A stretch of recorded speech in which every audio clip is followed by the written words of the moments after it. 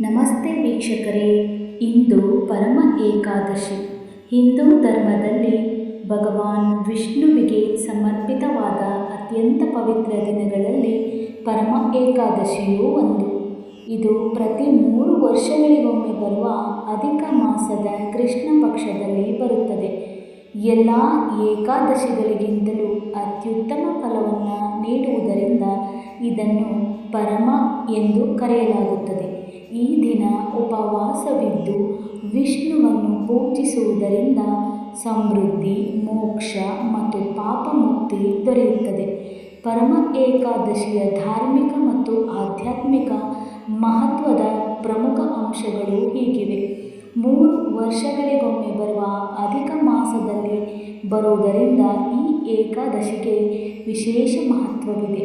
ಈ ದಿನ ಸಂಪೂರ್ಣ ಭಕ್ತಿ ಭಾವದಿಂದ ವ್ರತ ಆಚರಿಸುವುದರಿಂದ ಜೀವನ ಪೂರ್ತಿ ಪಾಪಗಳು ನಿವಾರಣೆಯಾಗುತ್ತವೆ. ಭಗವಾನ್ ವಿಷ್ಣುವಿನ ಕೃಪೆಯಿಂದ ಬಡತನ ಮತ್ತು ದುಃಖಗಳು ದೂರವಾಗಿ ಸಂತೋಷ ಮತ್ತು ಐಶ್ವರ್ಯ ಪ್ರಾಪ್ತಿಯಾಗುತ್ತದೆ. ಭಗವಂತನ ನಾಮಸ್ಮರಣೆ ಮತ್ತು ಉಪವಾಸ ಮಾಡುವುದರಿಂದ ಆಧ್ಯಾತ್ಮಿಕ ಬೆಳವಣಿಗೆ ಹಾಗೂ ವೈಕುಂಠ ಪದವಿ ಪ್ರಾಪ್ತಿಯಾಗುತ್ತದೆ ಎಂದು ನಂಬಲಾಗಿದೆ.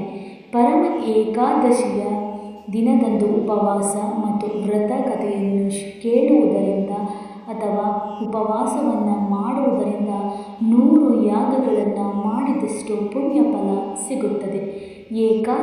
ಏಕಾದಶಿಯ ಹಿಂದಿನ ದಿನ ಸಂಜೆಯಿಂದಲೇ ಉಪವಾಸ ನಿಯಮಗಳನ್ನು ಪಾಲಿಸಿ.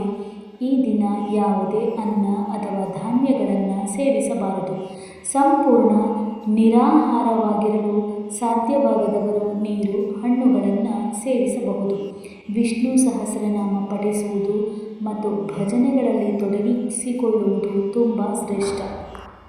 ಅಧಿಕ ಮಾಸದಲ್ಲಿ ಬಂದಿರುವ ಪರಮ ಏಕಾದಶಿ ಅತ್ಯಂತ ಪುಣ್ಯ ಪ್ರಾಪ್ತಿಯನ್ನು ಅತ್ಯಂತ ಪವಿತ್ರ ದಿನವಾಗಿದೆ. ಪರಮ ಏಕಾದಶಿಯು ದಿನಾಂಕ ಜೂನ್ 11 ಗುರುವಾರ ಪ್ರಾರಂಭ, ಜೂನ್ 11 ಮಧ್ಯರಾತ್ರಿ 12:58 ಮುಕ್ತಾಯ, ಜೂನ್ 11 ರಾತ್ರಿ 10:36ಕ್ಕೆ ಮುಕ್ತಾಯವಾಗಲಿದೆ. ಪರಮ ಏಕಾದಶಿಯ ವಿವರಗಳು ಇನ್ನೊಮ್ಮೆ ಹೇಳುವೆ. ದಿನಾಂಕ ಜೂನ್ 11 ಗುರುವಾರ ಪ್ರಾರಂಭ, ಜೂನ್ 11ರಂದು ಮಧ್ಯರಾತ್ರಿ 12:58ಕ್ಕೆ ಪ್ರಾರಂಭವಾಗಿ ಮುಕ್ತಾಯ, ಜೂನ್ 11ರ ರಾತ್ರಿ 10:36ಕ್ಕೆ ಮುಕ್ತಾಯಗೊಳ್ಳಲಿದೆ. ಈ ಮಾಹಿತಿ ನಿಮಗೆ ಇಷ್ಟವಾದಲ್ಲಿ ದಯವಿಟ್ಟು ನಮ್ಮ ಚಾನಲನ್ನು ಸಬ್ಸ್ಕ್ರೈಬ್ ಮಾಡಿ, ಹಾಗೆ ಶೇರ್ ಮಾಡಿ, ಲೈಕ್ ಮಾಡಿ.